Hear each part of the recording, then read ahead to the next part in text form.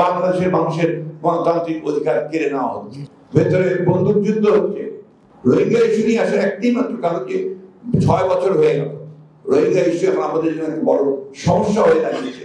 প্রতিদিন খবরের কাগজে দেখছেন যে আপনার ভেতরে আপনার এক্সট্রিমিজম দানা হচ্ছে, ভেতরে বন্দুক যুদ্ধ হচ্ছে, যেটা আমাদের জন্য শুধু নয় আন্তর্জাতিক কমিউনিটির জন্য একটা অত্যন্ত একটা অ্যালার্মের ব্যাপার, এটা একটা চিন্তার বিষয় যে রোহিঙ্গা থেকে সেখান থেকে আবার কোন ধরনের আমাদের দেশের জন্য।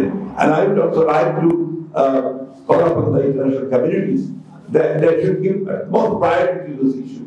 এই সরকারের যেহেতু জনগণের কোনো ম্যান্ডেট নেই, জনগণের সঙ্গে তার যদি কোনো সম্পর্ক নেই এবং তার সেই শক্তি নেই, যে শক্তি নিয়ে সে আন্তর্জাতিক বিশ্বের সামনে গিয়ে দাঁড়াতে পারে, তাদেরকে আমরা কনভিন্স করতে পারি যে আমরা এই রোহিঙ্গা ইস্যু সলভ করতে চাই এবং মিয়ানমার তার যারা আছে এখানকার রোহিঙ্গা পপুলেশন তাকে তারা ফেরত নেবে এবং উইথ দেয়ার রাইটস, তাদের অধিকার, তাদের সম্মান, তার ঘরে ফেরার সমস্ত অধিকার নিয়ে তারা সম্মান নিয়ে তারা ফিরে যাবে, এই বিষয়টাকে নিশ্চিত করতে চাই। এবং আমরা এটুকু বলতে চাই আমরা যে সমস্ত এখানে ইস্যুগুলো পয়েন্টসগুলো দিয়েছি, আমরা জনগণের সমর্থন নিয়ে যদি আমরা কখনো জনগণের সরকার প্রতিষ্ঠিত হয় তার অবশ্যই সেই সমস্যাগুলো সমাধান অতি দ্রুত হবে বলে আমরা বিশ্বাস করি। এখন আমরা যে জিনিসটা চাই অতি দ্রুত যে এই সরকার যারা জনগণের অধিকার হরণ করে নিয়েছে তাদেরকে সরিয়ে সত্যিকার অর্থে একটা নিরপেক্ষ নির্দলীয় সরকারের অধীনে একটা নির্বাচন বাংলাদেশের জনগণের অধিকারকে ফিরে দেওয়া।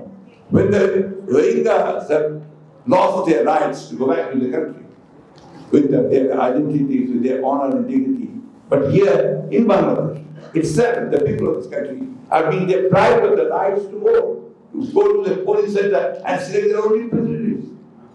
So, আমার কাছে মনে হয় আজকে আমাদের একমাত্র দায়িত্ব হচ্ছে সকলের, এই দেশের সকল মানুষের। এটা শুধু বিএনপির বিষয় নয়, অথবা গণতন্ত্র মঞ্চের নয়, অথবা অধিকার পরিষদের নয়, এটা আজকে সমগ্র বাংলাদেশের মানুষের আজকে সবচেয়ে বড় সমস্যা। এর চেয়ে বড় সংকট কখনো আসেনি যে আমি কথা বলতে পারবো না, আমি বিচার পাবো না, আমি আমার সিকিউরিটি, আমার ফ্যামিলির সিকিউরিটিকে রক্ষা করতে পারবো না, আমি স্বাস্থ্য সেবা পাবো না, আমি শিক্ষা পাবো না, এটা হতে পারে না। সেই জন্য আজকে আমাদের আজকে সেমিনার থেকে যে আবেদন আমি জানাবো আপনাদের মাধ্যমে সকল আন্তর্জাতিক সংস্থাগুলোর কাছে, আন্তর্জাতিক কমিউনিটির কাছে, একই সঙ্গে জনগণের কাছে যে আসুন আজকে আমরা বাংলাদেশের মানুষকে তার গণতন্ত্রকে ফিরিয়ে দিতে, সেই গণতন্ত্রকে জন্য জনগণকে তার ভোটের অধিকার ফিরতে তার পাশে দাঁড়ায়। আজকে নিউ ইয়র্ক টাইমস একটা লেখা বেরিয়েছে, পড়েছেন আপনারা সবাই? নিউ ইয়র্ক টাইমস খুব পরিষ্কার করে বেরিয়েছে যে ধীরে ধীরে গোপনে নীরবে বাংলাদেশের মানুষের গণতান্ত্রিক অধিকার কেড়ে নেওয়া হচ্ছে। মিলিয়নস অফ পিপল, এবং ওটাই সত্য, তাকে কাজ করে দাঁড়াতে হয় প্রতিদিন, তাকে ফেস করতে হয়।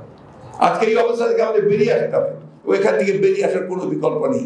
আমি তাই আজকে আবারও আবেদন জানাতে চাই, আহ্বান জানাতে চাই যে আসুন আমরা সবাই ঐক্যবদ্ধ হয়ে এই ভয়াবহ যে দানব আমাদের চেপে বেশি হয়েছে তার থেকে আমরা নিজেকে মুক্ত করি, বাংলাদেশের মানুষকে মুক্ত করি, মুক্ত একটা সমাজ গড়ে তুলি, আমরা বাংলাদেশের মুক্তি প্রতিষ্ঠা করি।